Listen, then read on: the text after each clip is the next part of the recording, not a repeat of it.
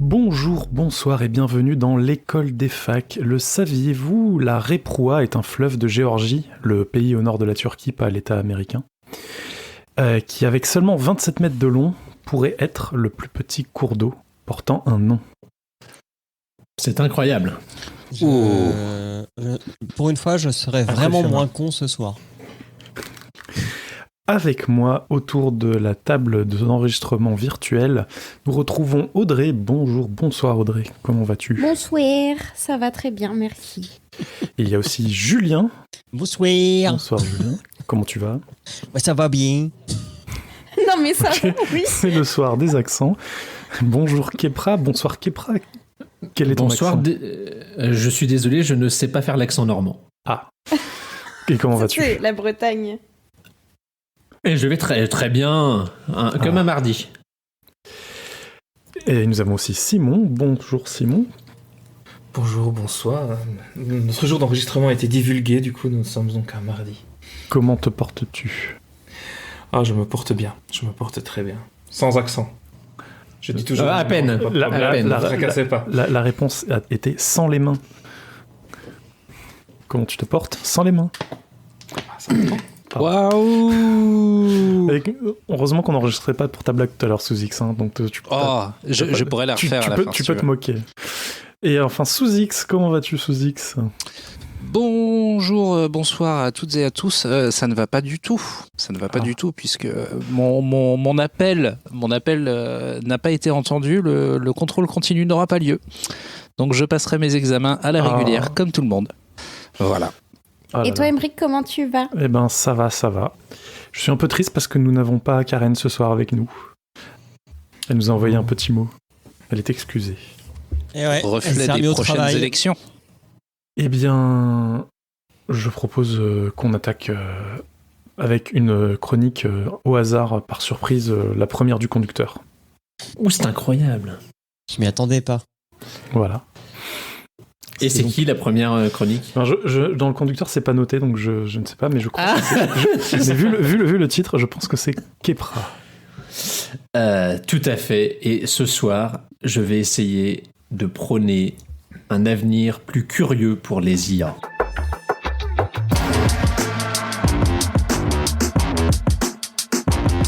Je ne sais pas pour vous, mais dans les usages des IA au quotidien, je me retrouve souvent assez frustré par ce qui m'est proposé par les différents services utilisés.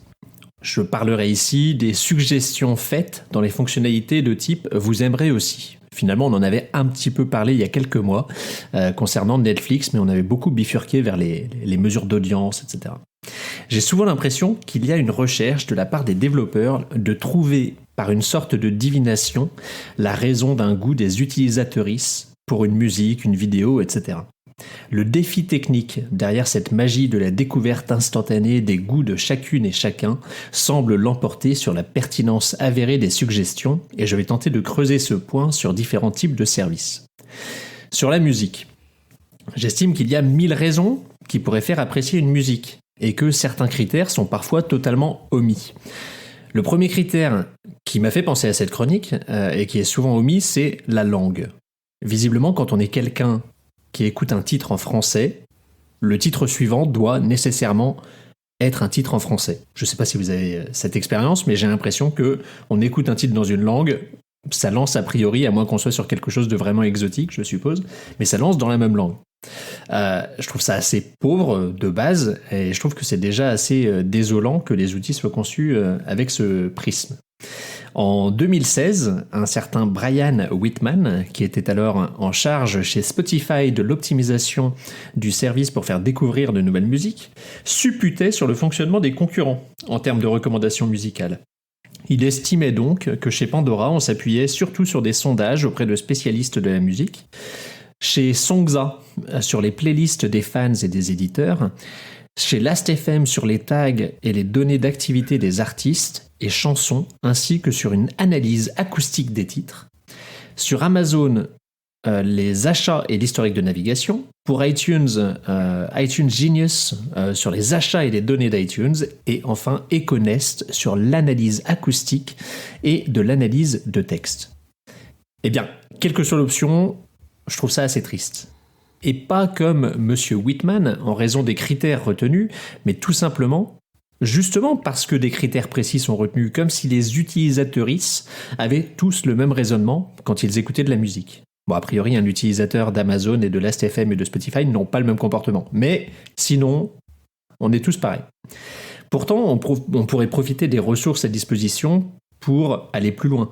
Peut-être que j'apprécie une musique pour son rythme, pour sa mélodie, pour sa part d'instrumental versus le vocal. Alors, certes, peut-être que certains des services s'appuient sur ces critères, ce qui me semble rare, mais pourquoi, plutôt que d'essayer à tout prix de le deviner, ces services ne nous le demandent pas ? Ça me semble assez simple au fil des likes ou des écoutes recueillis sur des titres jugés similaires d'une manière ou d'une autre, de demander à l'utilisatrice ce qui lui plaît particulièrement. Tous ne voudront, pourront pas forcément répondre, mais ceux et celles qui le souhaiteraient ne pourraient que bénéficier de ce service, qui viendrait à son tour nourrir l'intelligence artificielle de critères qu'elle sous-estimait potentiellement auparavant. Et ça évitera des articles comme ceux de Brian Whitman qui jugent la manière dont fonctionne une IA ou une autre sur les différents services. Quant à la vidéo, Netflix est assez transparent et il suffit de se rendre sur leur centre d'aide pour découvrir les critères pris en compte par leur algorithme de recommandation. Vos interactions avec notre service, historique de visionnage et évaluation d'autres titres par exemple, les choix des autres utilisateurs de notre service dont les goûts et préférences sont similaires aux vôtres, les informations liées à chaque titre comme son genre, ses catégories, ses acteurs, sa date de sortie, etc. En plus de nous appuyer sur les titres que vous avez déjà regardés sur Netflix, nous tenons également compte des informations suivantes pour mieux personnaliser nos recommandations. Moment de la journée auquel vous regardez Netflix, appareil que vous utilisez pour regarder Netflix, durée de vos visionnages. Très bien, et tant mieux que Netflix soit capable de détecter tout cela. Mais pourquoi l'utiliser par défaut dans son ensemble pour déterminer mes goûts ? Peut-être que sur les programmes courts, c'est vraiment principalement ou même uniquement la durée qui m'intéresse. J'enchaîne des programmes de 20 minutes. Jugez-moi. Et ce que vous jugez être un intérêt pour les séries policières, c'est peut-être en fait le tempo un peu lent qui m'intéresse et je pourrais être intéressé par d'autres styles de vidéos, mais qui correspondraient à ce tempo un peu lent. Et donc, proposez-les-moi. Encore une fois, après quelques visionnages semblant aux yeux de l'IA former un schéma, pourquoi ne pas s'en assurer par une simple question ? Je suis peut-être un peu tordu, je le suis sûrement, je le sais déjà. Mais si c'est pour m'assurer que je verrai des contenus adaptés à mes goûts, je suis prêt à passer 2 secondes à répondre à une question tous les 5-6 épisodes consommés, même en ayant conscience de froisser la fierté de quelques développeurs pensant que leur algorithme allait mieux me connaître que je ne me connais moi-même. Sur Google Discovery, les actualités par Google. Là, je pense que le trophée peut leur revenir parce qu'ils sont à la fois près du but et pourtant très loin. Je pense que c'est aussi eux qui m'ont inspiré cette chronique parce qu'ils sont assez énervants par moments. Et donc, ils fonctionnent quelque part un petit peu en opt-out pour nourrir leur IA. Vous avez le malheur de cliquer sur un lien par simple curiosité, amusement suite à un titre que vous savez être un pur clickbait, mais ça vous amuse d'aller cliquer, eh bien vous deviendrez, comme catalogué, fan du site à l'origine du contenu et du type de contenu publié et de l'objet du contenu. Mais quelque part, ils ont bien compris qu'ils étaient faillibles. Parce que si vous demandez à ne plus recevoir ce type d'actualité à l'avenir, ils vous demanderont pourquoi. Et ils savent identifier que ça peut être le site dont vous ne voulez plus entendre parler, ou alors le sujet qui ne vous intéresse finalement pas. À nouveau, j'ai l'impression qu'on cherche à ne pas froisser les têtes pensantes à l'origine de ces algorithmes. C'est ok de laisser l'utilisateuriste se désabonner de contenus qui lui sont assignés, mais ça serait visiblement un peu trop violent pour les développeurs de laisser l'intéressé aider l'IA à proposer les contenus adaptés pour les bonnes raisons. Je finirai par de la science-fiction avec la gestion des itinéraires sur Google Maps. Évidemment, par défaut, la motivation principale lors de la définition d'un itinéraire sur ce type d'outil est de rejoindre le plus rapidement sa destination. Mais n'y aurait-il pas des cas où l'objectif pourrait être différent ? Aujourd'hui, la seule option, autre que le temps, est financière. Souhaitez-vous éviter les péages ? Mais peut-être que parfois vous avez d'autres envies pour des trajets de vacances. Peut-être apprécieriez-vous d'être guidé au gré de lieux à visiter ? Et là, l'IA pourrait venir prendre toute sa part, étant donné que Google a quand même quelques moyens de savoir ce qui serait susceptible de vous intéresser comme arrêt. À nouveau, si l'outil n'est pas pensé pour vous poser la question et apprendre, il restera impossible de savoir et de vous proposer les options correspondant à vos envies. On pourrait imaginer que si un trajet sort de l'ordinaire et demande de toute manière plus de X heures de trajet, je ne suis pas là pour définir les critères précis, mais ça me semblait être un potentiel, l'interface demande « Il semblerait que vous partiez plus loin que d'habitude. Avez-vous des envies particulières ?» Et proposer lieux à visiter, des aires de repos, les trajets sans péage. Parce que ça, les aires de repos, je ne sais pas si vous avez remarqué, dans les temps de trajet, on part du principe que vous ne faites pas de pause. Donc vous vous arrêtez. Pardon ? Sauf pour Tesla. Sauf pour Tesla, mais en tout cas, en effet, la pause toutes les 2 heures n'est pas prise en compte. On pourrait avoir une fonctionnalité de pause pour se dire qu'on a bien fait le trajet dans le temps imparti et non pas vous êtes arrivé 30 minutes en retard, ce qui était logique vu qu'on a pris une pause pour le bien de soi-même et des autres usagers de la route. Sur cette base, et éventuellement après quelques itérations, alors l'IA sera-t-elle en mesure de proposer par défaut un itinéraire correspondant au type de trajet envisagé ? En résumé, l'intelligence artificielle ou non, c'est peut-être de tenir compte de l'avis de son interlocutrice plutôt que de le supposer. Qu'en pensez-vous ? Quelle belle ouverture. C'est beau. C'est une question un petit peu simple, directe. Qui veut commencer ?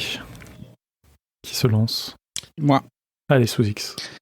J'ai l'impression que tu as envie de transformer tous ces services, donc services de streaming musical, vidéo et autres services, j'ai l'impression que tu veux les transformer de particulier à particulier. C'est-à-dire que tu arrives sur le site et au lieu d'avoir juste une barre de recherche hyper stylée, simple, sur lequel tu vas faire ta requête, tu vas avoir tout un tas de critères possibles sur lesquels tu vas pouvoir choisir l'année, le genre, le tempo, la mélodie. Avez-vous écouté ma chronique, Monsieur X ? Avez-vous écouté ma chronique ? Oui, ce que j'entends dans ta chronique, c'est qu'il n'y a pas assez de critères de recherche. Absolument pas. Je crois que vous n'avez pas écouté. Je dis juste que lorsque on a écouté certains styles qui sont totalement invisibles à l'utilisateur, qui sont connus par Netflix, il pourrait nous demander « Ah, j'ai l'impression que vous aimez bien les choses un peu lentes ou les choses... est-ce que je me trompe ou pas ?» Et hop, on affine ce qui nous est proposé par la suite grâce à ça. Jamais je dis « il faut aller dans 50 menus pour aller trouver son programme ». C'est une question simple à laquelle on répond en 1 seconde tous les X programmes consultés ou toutes les X musiques consultées. Écoutez. Qu'est-ce qui te dit qu'il n'y a pas déjà ce critère-là de façon cachée et qu'ils le savent mieux que toi si tu aimes ou pas les séries au rythme un peu lent ? D'après ce que j'évoquais dans les critères de Netflix, ça n'était pas dans les critères. Et si c'est le cas, l'IA n'est pas très très futée parce que parfois il va quand même insister sur des choses parce que tu as regardé ou écouté une chose une seule fois et pas aussi. Sur une longue période de temps, un long échantillon qui pourrait être un peu plus pertinent, quoi. C'est pas faux. Et pour revenir donc sur la chronique que je n'aurais pas compris, il me semble que Spotify analyse le tempo des morceaux que tu écoutes et essaye de te reproposer des morceaux avec le même tempo. Pour Netflix, j'aurais du mal à imaginer la façon dont il pourrait analyser le rythme de la série, mais pour la musique, c'est plutôt facile. Je pense qu'on peut assez facilement sur un programme vidéo différencier un soap opéra avec des scènes qui durent 30 secondes et donc quelque chose d'assez punchy où l'histoire, c'est punchy et à la fois il se passe 5 ans en 2 mois d'épisode, d'un thriller où il va y avoir des scènes qui durent 10 ou 20 minutes chacune. Ils vont assez loin Netflix, parce qu'ils sont capables de dire sur une série à partir de quel épisode les gens la binge. Et ils sont capables, dans les manières de mettre en avant les séries, de changer la miniature en fonction de leur analyse de vous aimez bien les séries où c'est je prends quelque chose sur des minorités où c'est des femmes en héros, des noirs en héros, et du coup ils savent que ça va être quelque chose qu'on va apprécier de voir, et donc ils vont les mettre en avant. S'ils voient que a priori on est plus sur du boom boom, ce qui nous plaît dans Bad Boys, c'est pas tant le fait que les 2 héros soient noirs, mais que c'est plus parce que on a regardé plein d'autres trucs d'action et il y a du pampan, et on va mettre une miniature avec un pistolet et un petit tir. Donc ils sont capables en effet de détecter pas mal de choses. Ils ont même prévu des miniatures qui parfois sont complètement j'ai le mot anglais mais j'ai pas le mot français, misleading, trompeuse, ouais, trompeuse ou mensongère ou Ouais, ils en sont arrivés à ce point-là où parfois t'as un acteur secondaire qui apparaît qu'une fois dans 5 saisons, qui est mis en avant simplement parce qu'il apparaît un peu au début de la première saison, et simplement parce que tu es ciblé comme regardant des choses qui pourraient ou voir cet acteur pourrait t'intéresser. Prends ça, ou alors peut-être que tu es passionné par les personnages secondaires. On te présente ça pourrait être ça. C'est vrai, ça pourrait être ça. Typiquement sur Netflix, The Thrilling Adventure of Sabrina, là, je sais pas le titre en français. Le remake. Mais ça prend. Les nouvelles aventures de Sabrina. Oui, c'est ça. L'ensorceleuse ou la sorcière. Et typiquement, cette série-là, moi j'ai plusieurs profils sur mon Netflix parce que je le prête à de la famille, à des potes, des choses comme ça, même si c'est pas bien, patati patata. Mais attends, c'est pas une famille, t'as le droit à 4 profils. moi je sais que j'avais des trucs un peu plus rom-com adolescente en images, genre des images un peu colorées, sympas, etc. Et mon copain, sur son profil à lui, il avait des trucs qui faisaient très scène d'horreur ou film, parce que justement on n'a pas du tout les mêmes goûts de manière générale en série. Et j'ai regardé du coup un peu sur internet, vous pouvez voir les différentes miniatures qui existent pour les mêmes séries ou quoi, surtout les choses sponsorisées par Netflix, parce qu'ils sont très forts là-dessus sur leur propre contenu. Et franchement, c'est bluffant à quel point ça peut te donner envie ou complètement pas te donner envie pour la même série. Et je pense que c'est pareil pour sur Stranger tous les contenus Things, Netflix. Je sais plus combien il y a d'images différentes, mais il y en a déjà une par acteur de la série. Je dirais entre 50 et 100, quoi. Et t'as des groupements de personnages différents aussi pour attirer en fonction du type de série que tu regardes. Par contre, il y a une erreur dans cette chronique, Monsieur Prat. Si c'est possible. Vous utilisiez via Michelin Cocorico, on peut ajouter les temps de pause depuis 2018. Il faut. Alors, oui, je suis dessus, j'étais vérifié. Non, mais je vais télécharger l'application Android via Michelin. Alors, je sais pas si l'application Android, mais en tout cas, parce que c'était à une époque où on avait un CD-ROM pour préparer ces itinéraires qui était l'Atlas numérique, parce qu'avant on faisait nos itinéraires sur l'Atlas. Je sais pas si vous avez connu ça, les boomers. Oui. Tout à fait. Avec l'intersection entre la page 367 et la page 229. Exactement. Je tenais à dire aussi que tu as très bien pointé du doigt le côté très idiot de la curation par l'IA. Et pour le coup, je ne sais plus si on en avait déjà parlé, mais je pense que Spotify, ils ont la meilleure approche avec leur Daily Mix et leurs trucs comme ça, là. Enfin, toutes les playlists qu'ils nous suggèrent, en fait, sont un mix entre ce qui est proposé par l'intelligence artificielle, parce qu'ils voient que t'aimes Kyo, t'aimes Ubastank, t'aimes Muse. Donc les gens qui écoutent la même chose que toi écoutent aussi ça. Mais après, il y a un humain dont c'est le métier de faire de la curation, qui va un petit peu épurer, voire rajouter des trucs, histoire d'avoir une playlist qui a du sens. Parce que sinon, tu peux avoir... Si on se base sur le BPM, tu peux avoir vraiment des styles de musique très différents avec un BPM identique.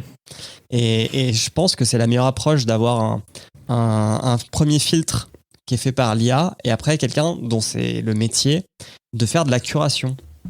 Et avant, j'ai une réaction très boomer, hein, mais avant, on avait des critiques dont c'était le métier. Donc on achetait des magazines, soit des magazines de musique ou de ciné, parce qu'on aimait bien tel ou tel critique. Moi, je fais ça avec les Inrock, par exemple. Et puis, je savais que quand lui, il recommandait tel album ou telle série, je pouvais aller la voir parce que je partageais à peu près ses goûts. Et ça, c'est un truc qu'on perd énormément, ce côté critique. Parce que maintenant, on fait juste des vidéos YouTube de j'ai aimé, j'ai pas aimé, mais il n'y a pas de curation, quoi. Je suis pas d'accord. Il y a énormément avec Internet et les réseaux sociaux. T'as énormément de gens qui donnent leur avis et qui font des recos. Et t'as beaucoup de chaînes YouTube aussi qui se sont spécialisées là-dedans. Donc non, il y a d'autres moyens aujourd'hui d'aller chercher des recos. Non, mais justement, au sein des services, tu l'as pas. Ça, c'est pour les gens qui sont allés par ailleurs voir des choses à droite à gauche. À une époque, les Inrock avaient des playlists pour faire découvrir des sons. Je sais plus si c'était sur Deezer ou sur Spotify. Mais du coup, ok, il y a peut-être il y a des comptes Twitter, des comptes YouTube qui font ça. Mais moi, ce que j'aimais quand je lisais un magazine musical, c'est qu'il y avait un premier filtre et j'étais pas noyé d'informations parce que des CD, enfin des albums, il en sortait mais masse. Et du coup, quand j'achetais le magazine, on m'en proposait peut-être 30 par semaine, ce qui est déjà énorme. Mais il y avait un premier filtre qui permettait d'éviter d'être noyé. Moi, aujourd'hui, quand je suis sur Spotify et juste que le seul truc que je fais, c'est que je regarde les sorties. Mais il y en a tellement maintenant. Puis maintenant, il n'y a plus de jour de sortie. Avant, c'était le vendredi.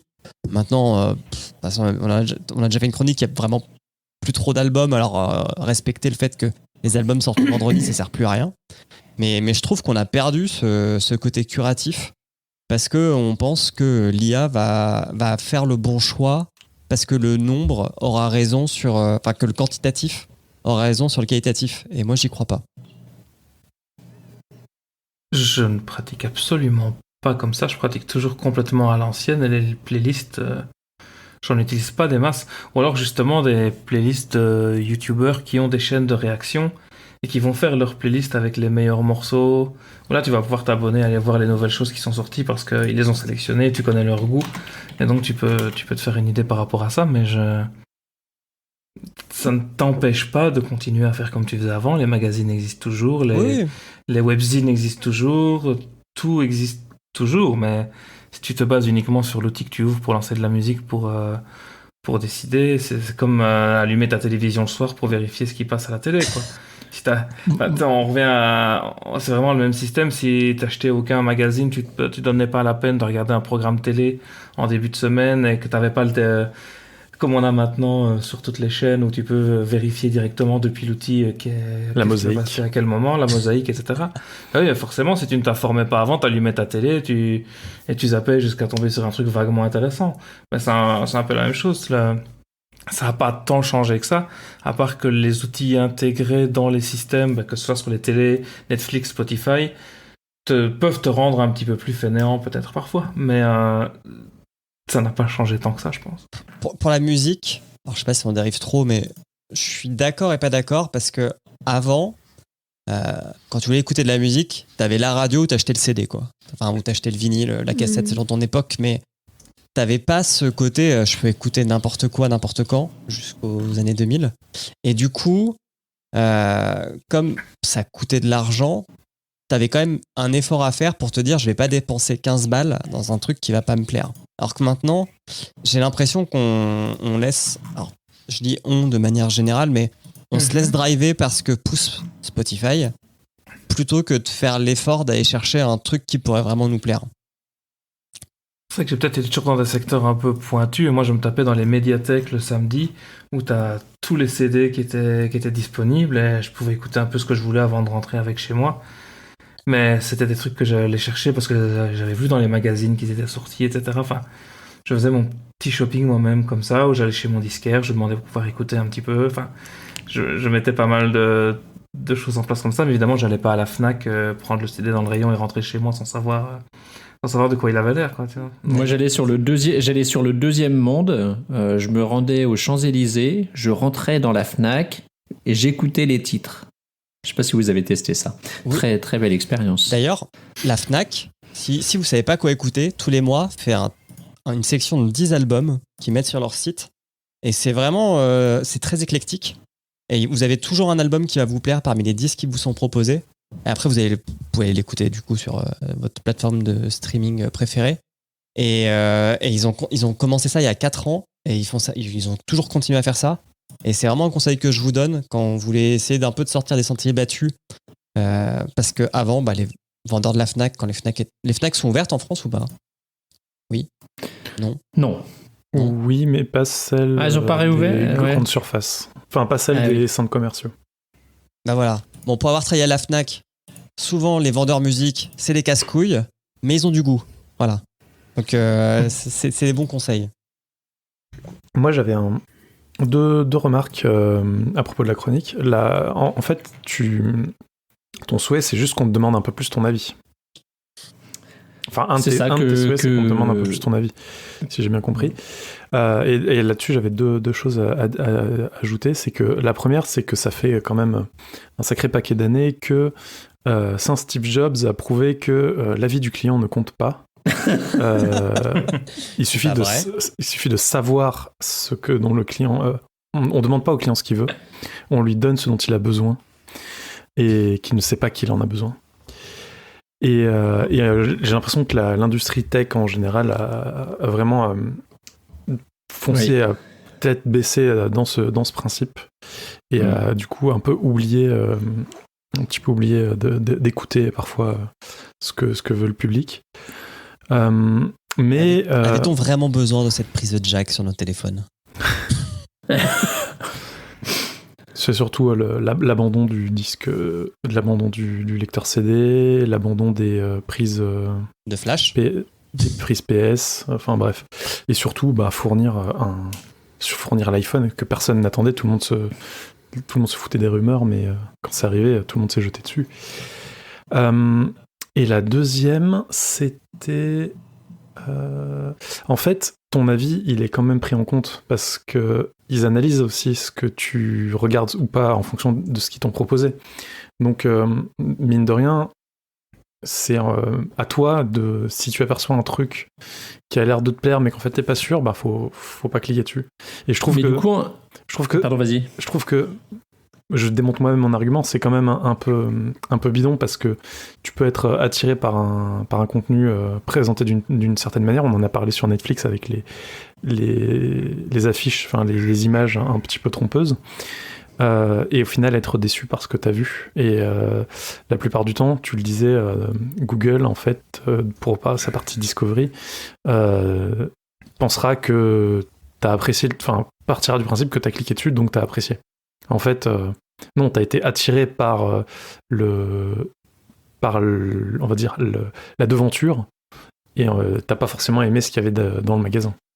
Mais c'est pour ça que je trouverais pas mal, même si en effet je trouve que leur système de déduction pour se dire qu'un contenu t'intéresse à Google Discovery est très mauvais, la fonctionnalité d'opt-out à minima, ça serait intéressant. C'est-à-dire que tu as une recommandation sur Netflix, tu dis ah non, ça j'en veux pas, et là on te donne les raisons pour lesquelles t'en veux pas. Ce que fait Google Discovery, tu dis bah non, je veux plus voir autant de et là il y a les catégories des trucs et tu affines l'intelligence comme ça. Je trouve que ça serait pas mal.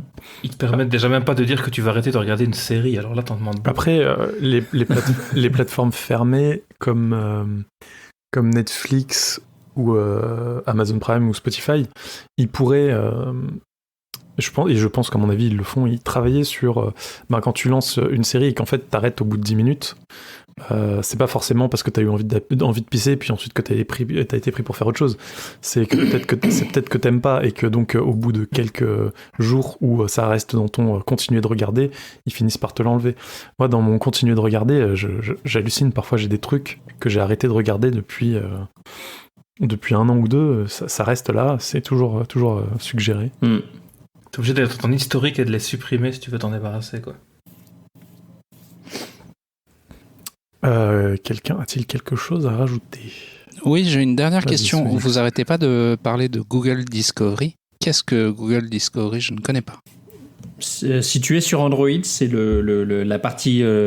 si tu n'es pas sur une ROM custom qui supprime ça, c'est la partie d'actualité qui est sur la partie gauche, extrême gauche de ton bureau, Google Android. Je l'ai désactivé. Bon, bah tu n'as pas ça. Ok. Ou sinon, c'est quand tu laisses appuyer sur la barre, je sais plus, tu dois le retrouver par un autre moyen, en appuyant sur la barre Google. Est-ce qu'il te l'affiche pas à un moment ? Je sais plus. Mais c'est ça, c'est l'actualité version Google. Qui est d'ailleurs un sacré pas en arrière par rapport à Google. Ils ont Google News en parallèle, mais quoi qu'il en soit, les deux sont des retours en arrière par rapport aux versions précédentes qui justement donnaient beaucoup plus la main à l'utilisateur et étaient en cela beaucoup plus pertinentes. Ok, merci. Ok, SAV Google, stop. Google, bonjour. SAV Google, bonjour. Eh bien, c'est sur cette... Je sais pas si on le gardera, ça. Mais c'est bien sur cette activation de Google un peu furtive qu'on va passer à la chronique suivante. Et ça tombe bien, puisqu'on va parler de Dark Pattern.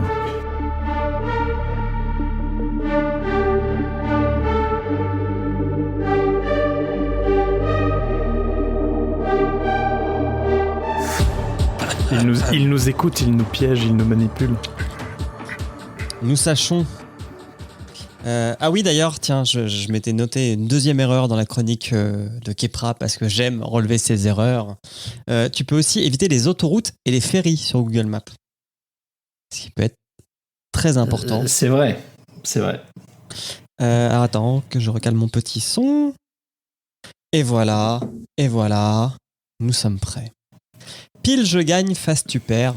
Vous avez sans doute déjà entendu cette blague quand vous étiez enfant. Une blague qui vous laisse l'impression du choix alors que la partie est déjà gagnée. Eh bien, en 2021, cette blague existe bien dans l'e-commerce. Cela s'appelle les black patterns et, vous vous en doutez, quand on parle d'e-commerce, Amazon n'est pas loin. Mais avant, petite définition, et celle-là, elle est pour toi, Yann Marguet. Est-ce que le son arrive ? Les dark patterns, définition. Les dark patterns, c'est l'interface conçue pour tromper l'utilisateur au profit de la société derrière le site. Le dark pattern, c'est pas facile à dire. Hein. Les dark patterns, ce sont ces 10 minutes passées à chercher le bouton d'annulation pour un abonnement de SVOD et qui se cachent derrière 3 étapes d'un formulaire de contact. Ce sont ces putains de boutons bien jaunes, bien flashy pour prendre une assurance inutile lors de la location d'une voiture, alors que le passage à l'étape suivante est en police 8, noir et totalement perdu au milieu de la page.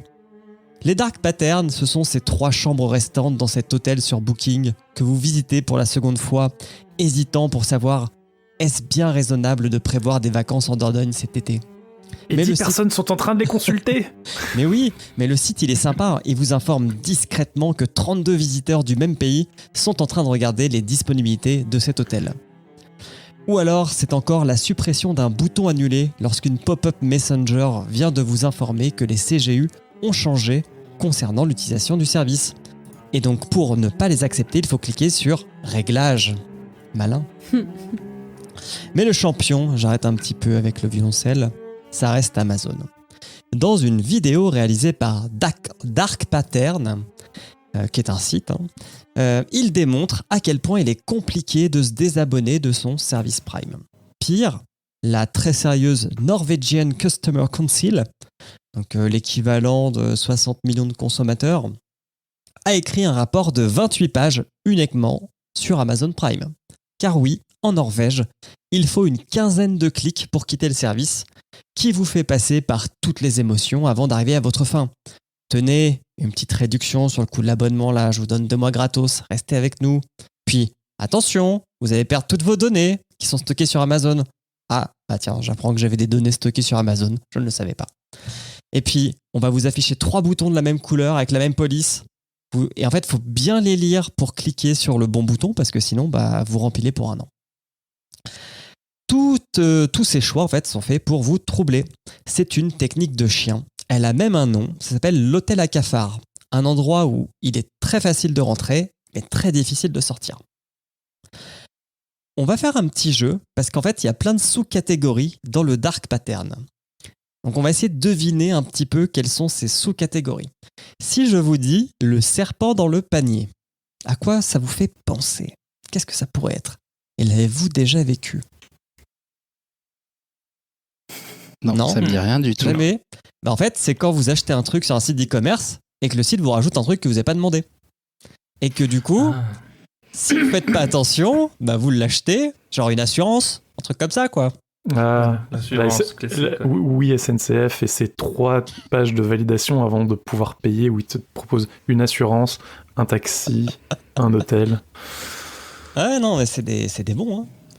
Le second que je vous ai pris, c'est la confidentialité selon Zuckerberg. Ça, c'est assez simple. C'est quand par défaut tout est open. Exactement.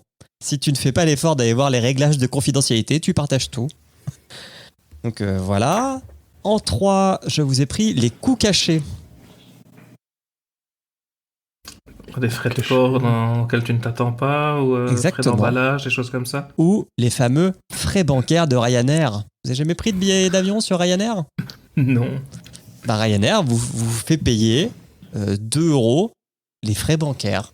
Voilà, comme ça, gratos. Sauf si vous avez une carte bleue Ryanair, bien sûr. Et ça, vous le voyez pas quand vous prenez votre billet sur Ryanair à 5 €. True story. Qu'est-ce que je vous avais mis d'autre? Oui, le contre-feu.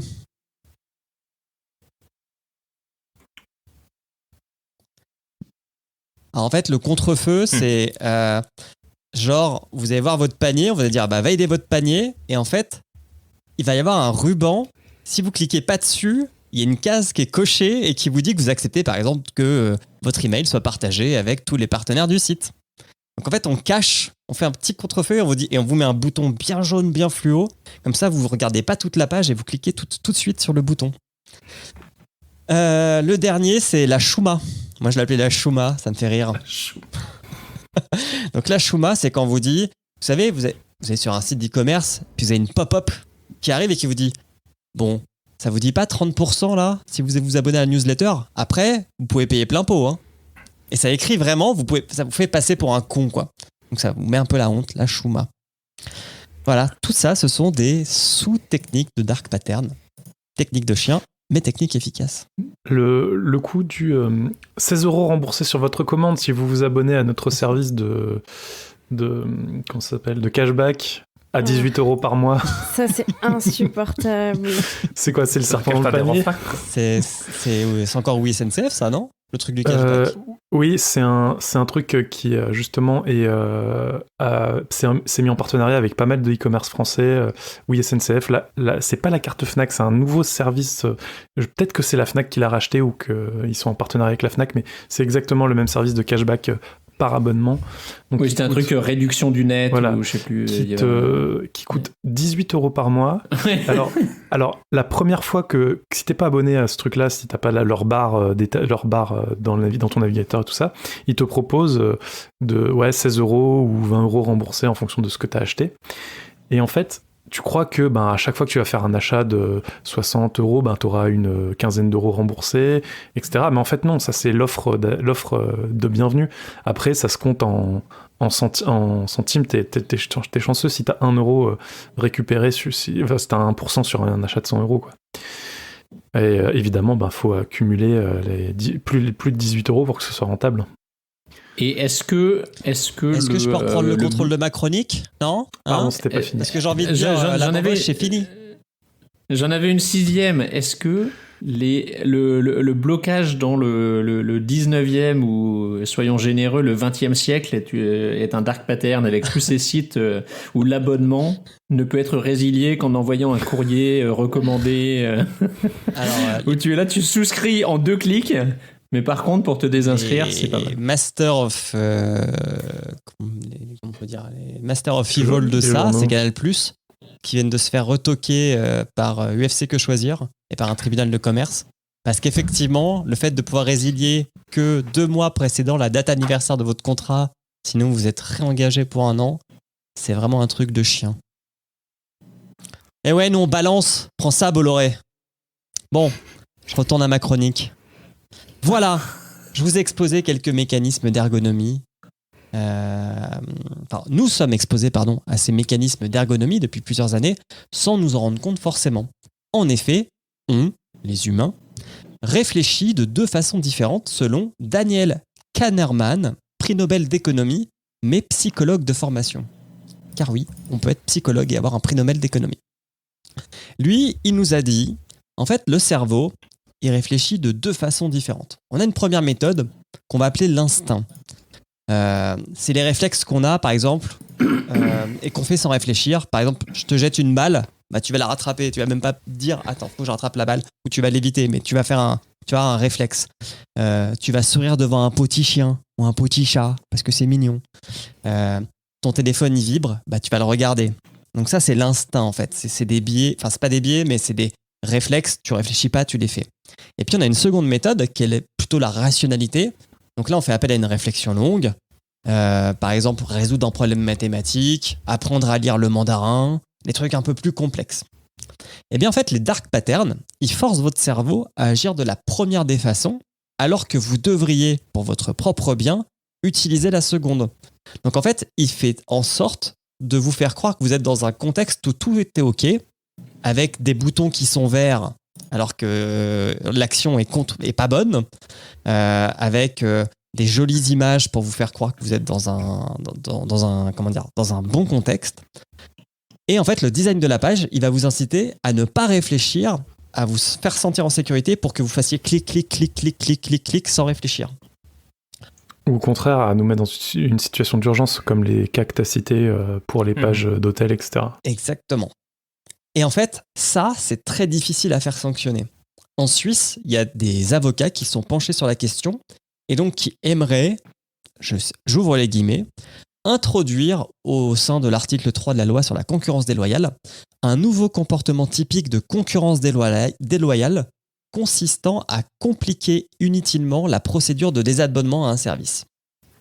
Donc, ils voudraient sanctionner les sites qui rendent ce principe simple qui est « je ne veux plus utiliser votre service, merci d'activer ma résiliation » comme concurrence déloyale pour les sanctionner. Et on en est très très loin. Donc, on risque d'en avoir encore pour un moment avec ces techniques pour nous induire en erreur. Et si vous cherchez d'autres exemples, il y a un compte Twitter qui s'appelle Dark Pattern, avec un S, @darkpatterns. Et voilà, ma chronique est finie. J'ai un autre exemple, c'est les logiciels en bundle dans d'autres installateurs, où tu as une petite case à décocher avant de cliquer sur installer. Télécharger.com, je te vois. Ouais, même pas que. Hein. Je crois que c'est Oracle qui le fait sur tous ses outils gratuits. Il te bundle avec Avast, tout ce genre de choses.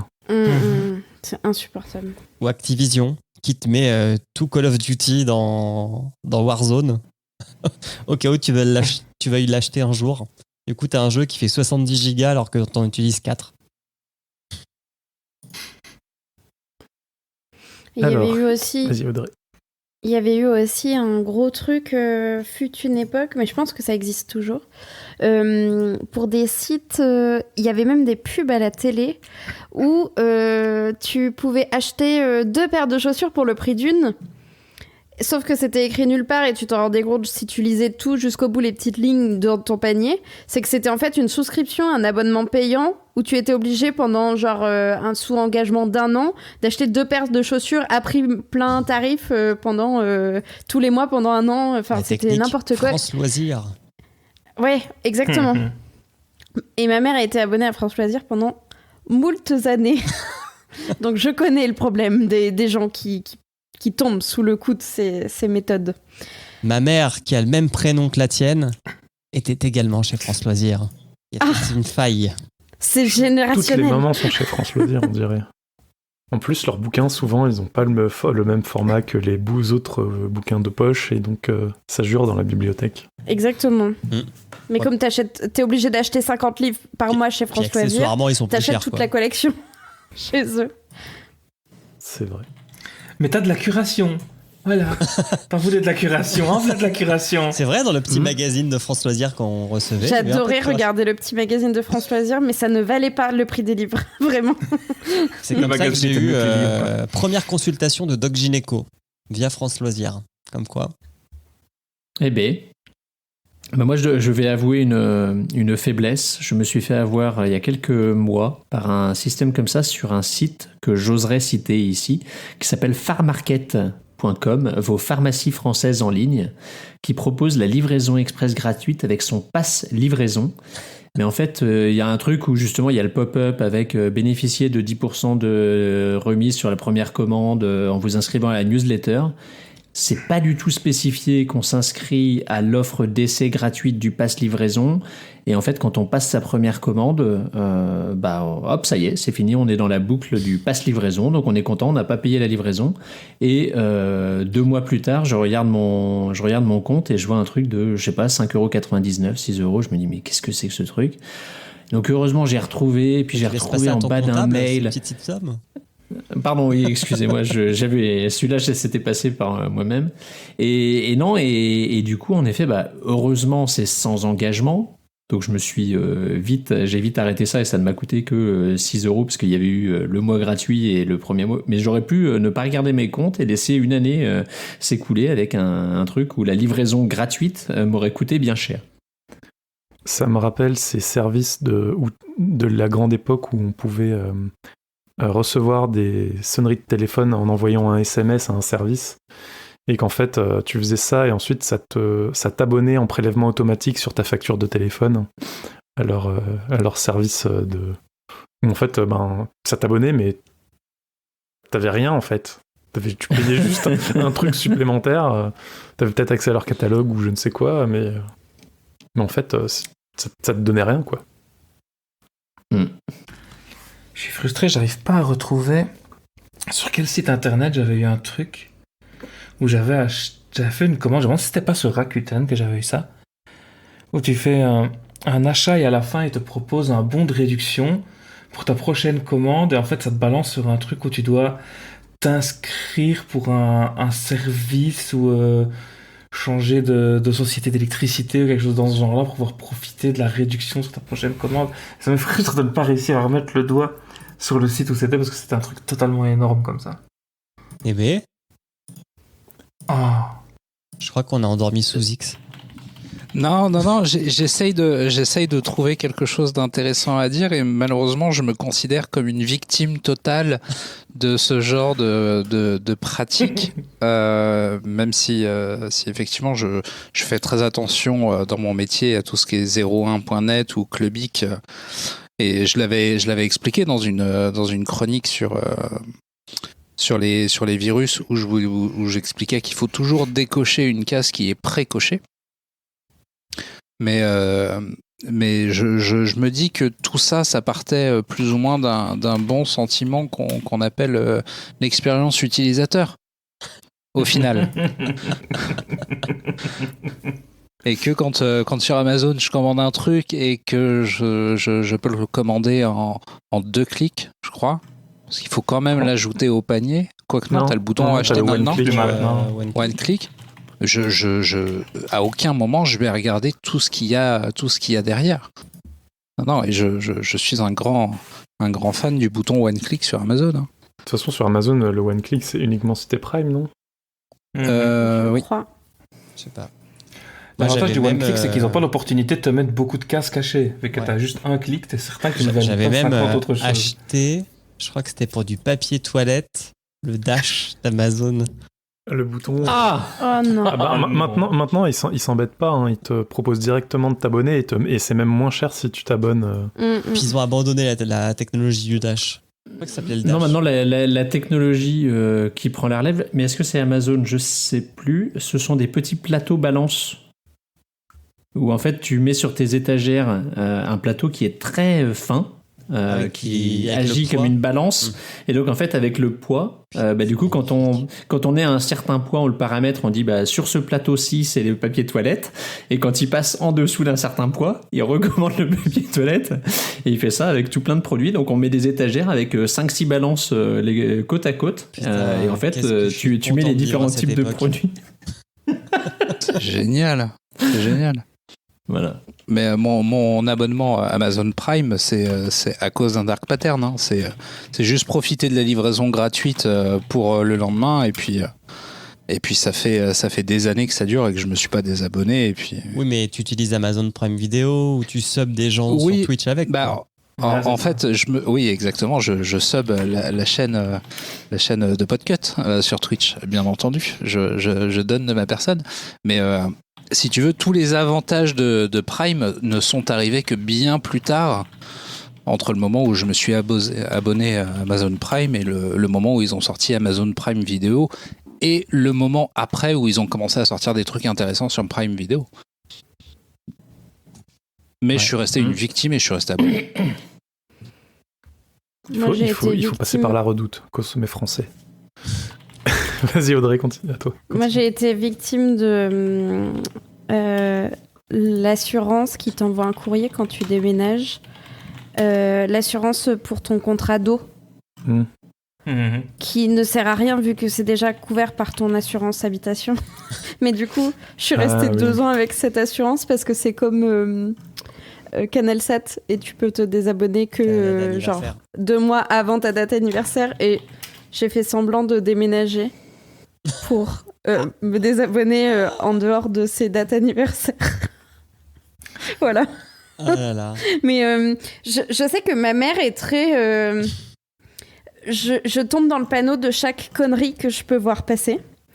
Mais après, c'est fait pour. Faut dire, c'est pas... Ta mère, elle est pas idiote. Hein. Le truc, il est étudié pour que... non, tu vas pas dire ça. On se calme. Les Martines, non, mais ma maman tombe dans le panneau. Du coup, c'est moi qui fais de la prévention et je ziote à 2 fois les trucs qu'elle m'envoie en mode « Oh, je vais m'acheter ça !» Et je suis en mode « Oh putain, alors, qu'est-ce qui va... Dans quel panneau est-ce qu'elle est en train de tomber? Qu'est-ce qui se passe ?» Donc maintenant, je suis devenue un peu une spécialiste de faire attention et débunker ces conneries-là. Les radars, radars à dark pattern. Audrey. Ouais, j'essaye de faire attention pour 2.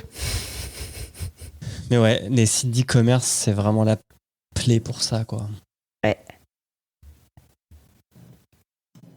J'essaie de repenser. Mais c'est vieux comme le monde, mais... Moi, c'est mon assurance habitation. Quand j'ai fait un prêt, il a fallu prendre l'assurance habitation fournie par la banque alors que j'avais une assurance habitation qui me convenait très bien. Quoi d'autre? Les compagnies aériennes, surtout pour te faire rembourser. Alors EasyJet, par exemple, ils ont vachement... améliorer ça maintenant, mais avant, pour te faire rembourser un billet d'avion parce que tu arrives en retard et que c'est la faute de la compagnie, moi je me rappelle, parce qu'on a un petit peu de temps, je vais vous raconter une histoire. Je pars en mission aux États-Unis et le retour ne se fait pas. Enfin, en plus, on était à Détroit, on rentre à Paris, donc on avait une escale. On était à Phoenix, en passant par Détroit pour aller à Paris. Phoenix, Détroit, ça se passe bien, 4 heures, pim pam poum. Et puis on devait prendre un autre avion. L'avion ne se prend pas. Puis des Détroit Paris, il n'y en a pas 10 par jour. Hein. T'en as un.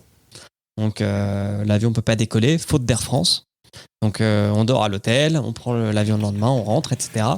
Et en fait, la réglementation européenne dit, en gros, si c'est de la faute de la compagnie aérienne, au bout de 2, 3 ou 4 heures selon la longueur du trajet, ils vous doivent 300, 450 ou 600 balles. Et tu fais la demande et Air France te dit non, c'est pas vrai. Donc tu dis si, regardez ce texte de loi, ils disent ok, on vous donne 200 € en avoir. Et non, monsieur, c'est marqué la loi, c'est 600. Et t'es obligé d'insister. Et ça aussi, c'est un dark pattern en fait. De faire croire que le mec est con ou la nana est conne pour toujours pareil proposer un truc qui est pas pour le bien ou pas ce que devrait recevoir la personne. pour que la société s'en tire à bon compte. Mais par contre, tu récupères les deux au final. Parce que moi, avec Air France, j'avais eu un bon comme ça de 400 € pour un retard. Et je me disais, mais je comprends pas, ils me donnent un bon alors que légalement, ils me doivent des sous. Et donc, oui, mais si tu je leur avais fait un mail. Tu peux renoncer à ton. Toi, t'as été malin. Mais si tu prends le bon, tu peux renoncer à demander l'argent en fait. Ah oui. Non, je leur ai dit, rends l'argent. C'est bien. Bien joué, Pénélope. Et Ryanair avait aussi été épinglé parce que entre le prix qui t'est affiché en première page et le prix que tu payais parce qu'ils te rajoutaient des trucs que t'es obligé de prendre, c'est pas genre choisir la place qui est facultatif ou un bagage quoi. C'était vraiment les frais bancaires, des frais de transaction, etc. ou les taxes d'aéroport que t'avais pas dans le billet de base, alors qu'ils sont censés te montrer le prix que tu vas vraiment payer. Ils s'étaient fait épingler, mais eux c'était vraiment des fils de chiens pour ça quoi. Et des sites de réservation d'hôtels, comme on en a déjà parlé, qui créent un trafic qu'il n'y a pas. Une fausse urgence. Bah d'ailleurs, il y avait... Quasiment tous les sites maintenant d'e-commerce le font. Si tu fais un clic droit sur le plus que tant en stock ou attention, 10 personnes sont en train de regarder, et tu as un navigateur qui te permet d'afficher le code source HTML de la page, c'est codé en dur dans la page, quoi, c'est pas une variable. C'est ouf qui... Ou parfois c'est une variable, et si tu vas regarder dans le code JavaScript, c'est un truc généré aléatoirement. C'est une procédure qui génère aléatoirement un nombre entre 2 et 12. Et donc, tu auras toujours entre 2 et 12 personnes, soi-disant, qui consultent ce même produit qui n'est plus disponible qu'en 2 exemplaires. Pareil, le prix qui augmente au fur et à mesure que tu retournes sur le site pour aller vérifier le prix. Les avions le faisaient. Bah ça, c'est pareil, les avions... Les compagnies aériennes le faisaient puisqu'il fallait se connecter avec un VPN en mode privé pour prendre son billet au vrai tarif. Et puis je me souviens, il y avait même des histoires de si tu regardes entre telle heure et telle heure, ton billet sera forcément le moins soir, cher. Et... à 2h du matin. Les gens qui se connectaient à 2h du matin pour prendre leur billet d'avion pour leurs vacances. Et le nombre d'articles restants en stock sur Amazon, ça compte ou pas? Je sais pas si je pense que c'est vrai, ça, non? Je sais pas ça, si je pense que c'est une fausse vrai, info. ouais. Ouais. Je pense, ouais. Ils ont tellement de volume, eux, ils s'en foutent un petit peu. C'est comme les marchands qui payent finalement. Hein, avec les cartes graphiques, je les ai en stock, commandées chez moi. Tada. Ça aussi, petite technique de dark pattern. Technique de chien, mais technique efficace. Exactement. Parfois, c'est juste une petite erreur entre le site et le stock réel. Hein. Non mais alors ça peut arriver, hein. Enfin franchement. On n'a pas entendu les doubles quotes. Il y a des gens de bonne foi, mais généralement ça va être des petites boutiques ou des trucs comme ça. Tu veux, ça va pas arriver chez LDLC. Allez, ce soir on balance, nous on s'attaque au grand capital. Qu'est-ce qui se passe? C'est qui les prochains? Karen n'est pas là, mais elle serait fière de nous quand même. J'ai eu le tour à la Fnac où sur l'application mobile, ils affichaient encore des iPhones en stock. C'était l'an dernier, aux alentours de Noël, à l'époque où il y avait plus d'iPhone nulle part. Donc sur l'application mobile, ils affichaient, qui est censé être un reflet de ce qu'affiche le site web, ils affichaient encore des iPhones en stock à la Fnac de Lyon. À l'une des Fnac de Lyon, j'y vais, je leur dis regardez, j'ai vu sur le site que c'est ça, qu'il reste du stock. Ils me disent mais non, on n'a pas de stock, on n'a plus de stock depuis un moment, on ne sait pas quand on en aura. Je dis mais si, regardez, et là au lieu d'ouvrir l'appli, j'ouvre le site et je vois que sur le site, en fait, il n'y a pas de stock, et j'ai la présence d'esprit de me dire ah mais non, en fait c'est l'appli. Et là il me dit mais c'est pas normal, normalement ça pioche au même endroit. Donc je me demande à quel point c'était un dark pattern dans l'appli pour m'inciter à aller à la Fnac, parce qu'une fois devant le vendeur, le vendeur il me fait si vous voulez on commande. Et puis on l'aura la semaine prochaine. 3 semaines après il l'avait pas. Ah oui mais bon, alors ça, moi je peux que défendre ton petit vendeur de la Fnac. Hein, alors que je ne porte pas la Fnac dans mon cœur, mais pour subir ce genre de choses, Par contre, pour me faire rembourser l'avance que j'avais versée, il a fallu aller au service client qui est en fait la billetterie Fnac, on ne sait pas pourquoi. Ah, d'accord. Donc je pouvais pas le faire à une caisse quelconque, il fallait que je le fasse à la caisse de la billetterie.